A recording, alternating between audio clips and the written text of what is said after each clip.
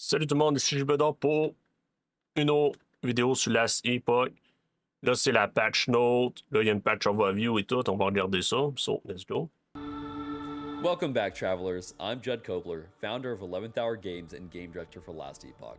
Today, I'm excited to share with you what's coming in Season 4, Shattered Omens, which is launching on March 26th. This season, we're introducing a new horde-based mechanic called the Omen Windows, a shake-up to the idol system, a powerful new way to empower or ruin your items by corrupting them, and a new epic pinnacle encounter called the Fractured Prison. We're also adding 2 new skills for the Rogue, a trove of powerful new unique and set items, and an update to the Monolith of Fate with Echo Chains. And of course, as is with any other patch, many other quality of life improvements.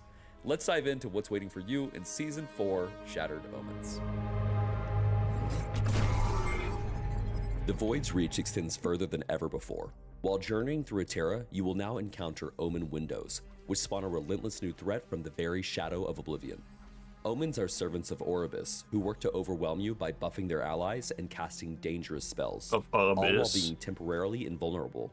To defeat the Omen and complete the encounter, you must kill the fractured enemies while remaining inside the ring. Leaving the designated area causes the countdown to begin, forcing you to fight within the confines of the Omen's sphere of influence. C'est un bridge sans tour de Once you forcer. have defeated enough fractured enemies, the Omen loses its invulnerability and consumes any remaining fractured enemies, empowering it and making it susceptible to your attacks. If you succeed in killing the Omen, you will be handsomely rewarded. Drops include a new currency called Time Glass Fragments, Runes of Corruption, Corrupted Items, Omen Idols, and Idol Altars, but more on that later. Greater Omen windows can be found in the Monolith at the end of the Omen Window Echo Chain. Greater windows will spawn 2 Omens at once, along with more challenging enemies. Omen Window Echo Chains generate naturally in your Echo Web and can be inserted by completing a Greater Omen Window. Upon completing a Greater Window, a Time Glass core will form. You can shatter the core to receive a ton of additional Time Glass fragments, or spend your existing Time Glass fragments to generate one of 5 Echo Chains of your choice near your current Echo. You can use these to hunt down Omens or chase other priority targets. Okay. Omen windows have 5 tiers of difficulty. Increasing the tier adjusts the difficulty by altering the number of magic, rare, and champion enemies that spawn. Higher tiers also have increased chances to drop rare idol altars, as well as dropping more Time Glass fragments and loot. Now, let's talk about some of the new rewards and item types in more detail. You can spend your newly acquired Time Glass fragments by talking to Apophis, the Oracle at the crossroads in the Monolith of Fate. She sells a new woven echo called Omen's Veil, crates of corrupted items, and bags of generally useful reward types. Notably, she also sells Runes of Corruption, which can only be acquired by purchasing them directly from her or by killing Omens. The introduction of Echo Chains to the Monolith gives players more agency over the content they enjoy the most. These are sequenced echoes that share a common mechanical theme, culminating in a formidable final challenge that offers greater risks and even greater rewards. There are 5 types of Echo Chains that spawn naturally in the Monolith: Nemesis Chains, High Stability Chains, Rift Beast Chains, Omen Window Chains, and the Pinnacle of Chaos Chains, which include a Greater Omen window filled with champions. We've also added a new Weaver Tree node that causes more regular echoes to be arranged into Echo Chains as well, without impacting the spawn rate of special Echo Chains. In Season 4, players will have more freedom with how they interact with the Monolith system. Ça c'est cool. Players will immediately have access to all of the regular timelines, except for the 3 level 90+ timelines. To access these last 3 timelines, Elder Gaspar now requires you to seek the knowledge of Oribus. To gather this knowledge, you must complete the final 2 chapters of the current campaign or conquer any of the first 7 timelines. Completing timelines or the final 2 chapters rewards you with 1 knowledge point. However, the level 80+ timelines provide you with 2, meaning players can reach empowered timelines much faster than before by simply attempting a more difficult path. In addition, we have improved and updated the Monolith UI to make it cleaner and more readable, so the search for this knowledge is clearer. In the Echo of a World, Echo rewards have been replaced with a single chest in the center that contains the Echo-specific reward and piles of gold. These rewards now scale with the number of bonus stability thresholds you reach inside the Echo. This means players can now earn more Echo-specific rewards than before. On top of that, the frequency of more powerful echo-specific rewards, including timeline-specific rewards, now scales with corruption. Bon. Season 4 introduces the Rune of Corruption, a double-edged crafting tool of immense potential. But be warned, once an item is corrupted, it can no longer be modified and may even become worse. It will also lose all remaining forging potential and any legendary potential or Weaver's Will. Creating truly amazing items comes with potentially catastrophic risks. Will you succumb to the Void's influence in search of power? With the introduction of corrupted items, we're also shaking up the idol system. You'll now notice a new slot above your idol inventory for what is called an idol altar. These drop when you successfully complete an Omen window encounter and fundamentally change the shape and properties of your idol grid. Oh my In addition goodness. to changing the grid layout, idol altars come empowered with refracted slots. These slots grant unique bonuses to idols placed within them. There are a variety of different idol altars for you to discover, allowing for 13 different idol grids, each with its own unique layout. Alongside idol altars, you will also earn Omen idols. These are pre-corrupted 1x3 and 3x1 idols that can roll with affixes usually reserved for larger idols. While you're normally limited to one Omen idol, idol altars can increase this limit, opening up the possibility for some incredible combinations. For those who crave a true test of skill, we've added two new placeable woven echoes, the Omen's Veil and Fractured Prison. Inside the Omen's Veil, you will find 3 greater Omen windows humming with dark energy. You can approach these trials one by one, or for the bravest of travelers, you can shatter all 3 windows simultaneously. If you happen to survive the combined onslaught of all 3 active windows, you'll be rewarded with the penultimate pinnacle encounter, the Fractured Prison Woven Echo. In terms of difficulty, this encounter is positioned between Aberoth and Uber Aberoth.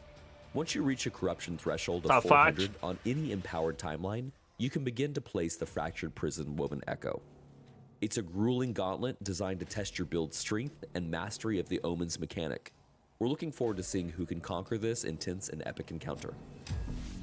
Okay, in Season 4, we focused on the Rogue, expanding her kit with 2 new abilities, improving support for shadows, and updating the Blade Dancer tree. Blade Storm is a devastating area of effect ability that creates spinning blades at a target location.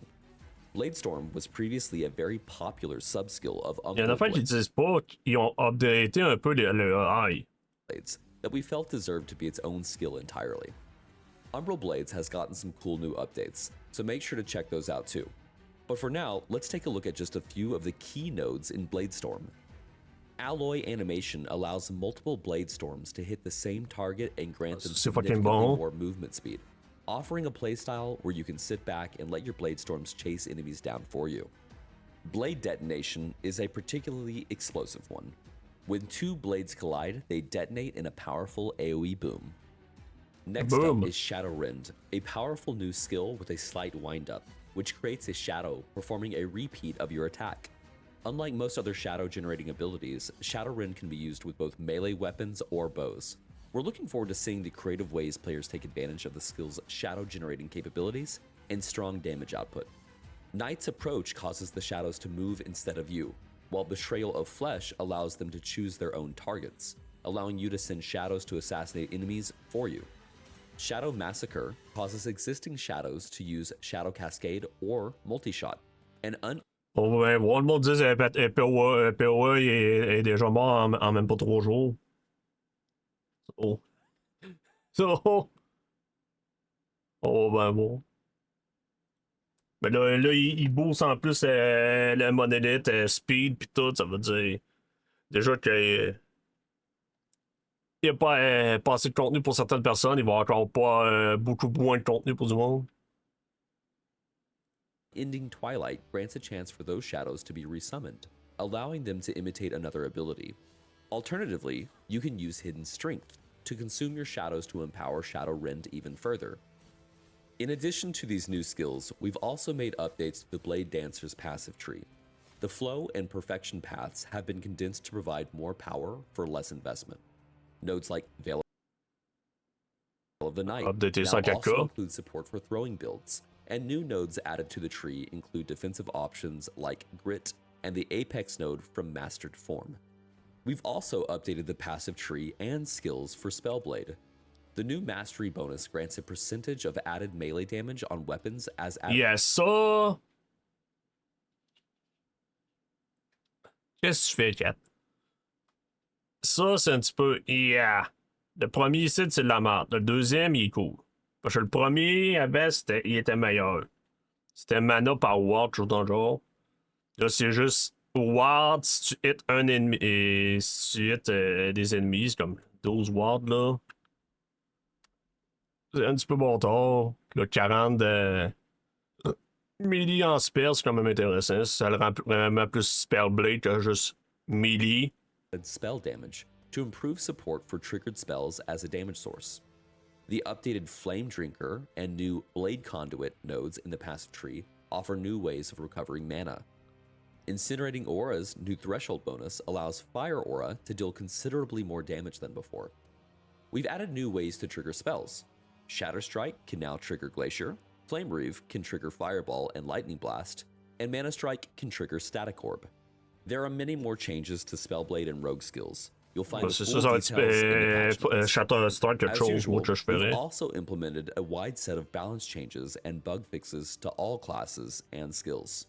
For example, Qui fixe vraiment les bugs, parce que eux, ils ont un problème de jamais fixer les calls de bugs, comme du monde.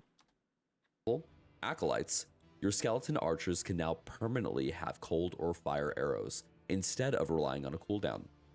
For our primalists, Maelstrom Tsunami is now much more powerful and gains increased area from each Maelstrom stack you have, allowing Maelstrom to be played as a hit-based build with massive area. Mages, Black Hole's cooldown can be reduced further than before and can now gain an additional charge. There's lots more, so make sure you check out the patch notes to see the full list of updates. And of course, there's new loot.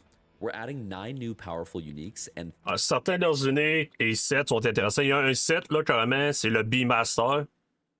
Et salut, Joe, dans mon Je parlais à un gars dans mon sucre.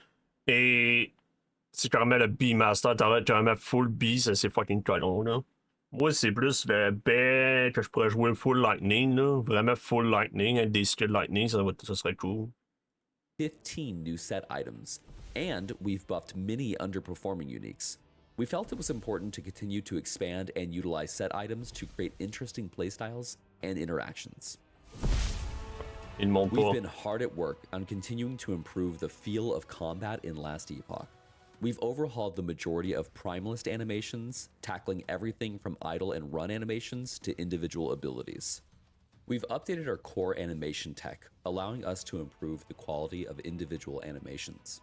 Attack recovery now blends smoothly into any follow-up actions. The Primalist now has specific idle poses for both in and out of combat, and attack and run animations have variations based on the attack and movement speed. The player character now reacts visually when taking hits. In addition to the Primalist, we've updated a significant amount of the Rogue's animations, including new bowstring. Le Rogue, lui, je comprends juste pas pourquoi il y a un update. Il est déjà correct animation-wise, là. C'est assez weird. Animations. We plan to continue updating all of the classes in the lead up to Last Epoch Orbis. We have also added hit reaction. Ok, les subtitles, lastepoch or. To all enemies in the game. They will now visually react to being hit by your attacks through new additive animations. We've updated our audio to better prioritize sounds that will improve player feedback and hit satisfaction. This includes a small melee hit sound update for select skills. More changes are coming, but this work is the foundation for the larger changes we look to make in future updates. We've adjusted loot drop sounds to make rare drops more distinct. All loot is now placed into a default tier. Items with higher tiers have larger and more impressive loot beams and drop sounds. This change applies to all items, including crafting materials. These new elements are also available for players to use in their loot filters, including the ability to change the size and color of item beams. On top of that, we've added more granularity to the loot filter in general. For example, you can now have rules specifically for shards, runes, and glyphs. The max number of loot filter rules has been Jesus, c'est fucking increased from nice, 75 man. to 200. It should be even more stress-free to make valuable items for your build easy to see and hear. In addition, we've also implemented haptic vibrations for both gameplay and UI. You will now see a slider in the options menu where you can adjust the amount to your desired preference. The Chapter 7 fight of Hierot vs. Raye is now a full 2.5D cinematic, featuring new music and new voice acting for both characters. There are plenty more quality of life improvements that you'll be able to find in the patch notes, so keep your eyes peeled. With this new season, we're launching our brand new set of Fractured Supporter Packs. As always, everything included is cosmetic only and provides support for Lastepoch, from the addition of echo chains to the very way you swim, with talented and enthusiastic people, often from our own community. C'est fini. Ouais, je regarderai pas, je regarderai pas leurs affaires. Ça sert quasiment à rien de lire en tant que tel la patch note. Pour ça, c'est quand même intéressant ces jeux qui ont pis tout, là. 7 carrément, là, je vais le montrer. L'Asbel, ils l'ont updaté. L'Asbel, what and the fuck? Grand plus un swipe. Ok.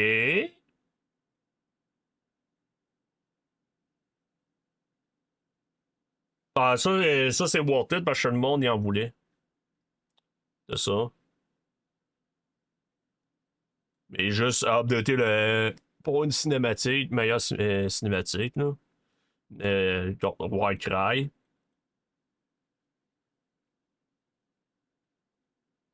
Tu vas sur le tabarnak. What the fuck? L'asbest, t'as bien rendu fucking colon, man.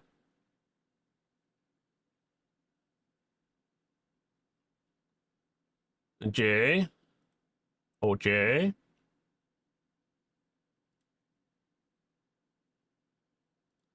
Certaines des affaires qui ont updaté sont où leurs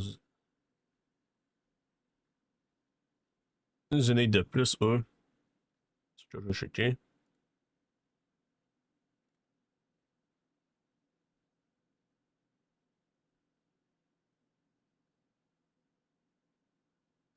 Oui. Genre carrément unique. Ok, là, what the fuck, man? New unique. Il monte pas. Ok, c'est intéressant. Mais comme j'ai dit, il y avait une affaire de B pis tout. Moi, c'est des skills. Autoclass, Primalis.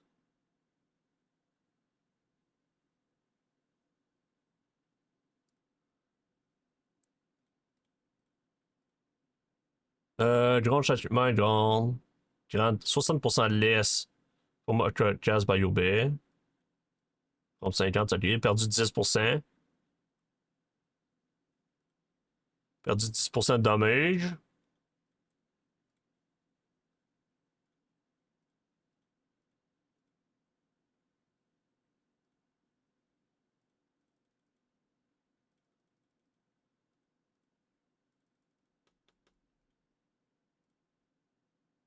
Ok,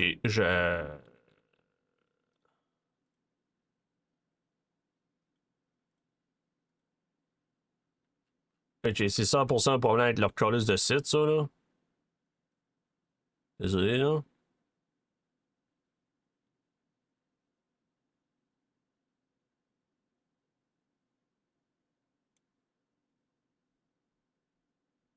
Bon, alors, Shutter. Quick Novas maximum of 4 from 5 à 9. Crochet 4, 5, 9. Rupture grand 9 again. Yep, et on a refait un peu ici. Yep. Le B a été nerfé un peu.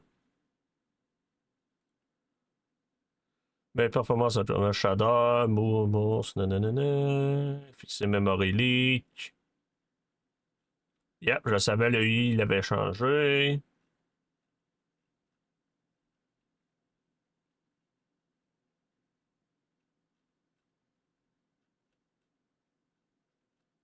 Ouais. Pour ça, c'est quand même intéressant, là. C'est quoi l'update qu'il va offrir. On va bien voir. Un peu nerfé le build qui m'intéressait, le B, mais on va voir, peut-être que je vais jouer à d'autres builds. On va checker ça, mais sur ce, moi je vais vous laisser. On s'en verra à une prochaine vidéo, les boys. J'espère que vous allez jouer au jeu. On va voir. Mais sinon, à part ça, je vais dire c'est quoi vous pensez de la patch et tout. Moi, je vous revois à release. Et n'oubliez pas de liker, subscribe et comment, ça aide énormément sur YouTube. So, sur ce, une autre fois, les boys.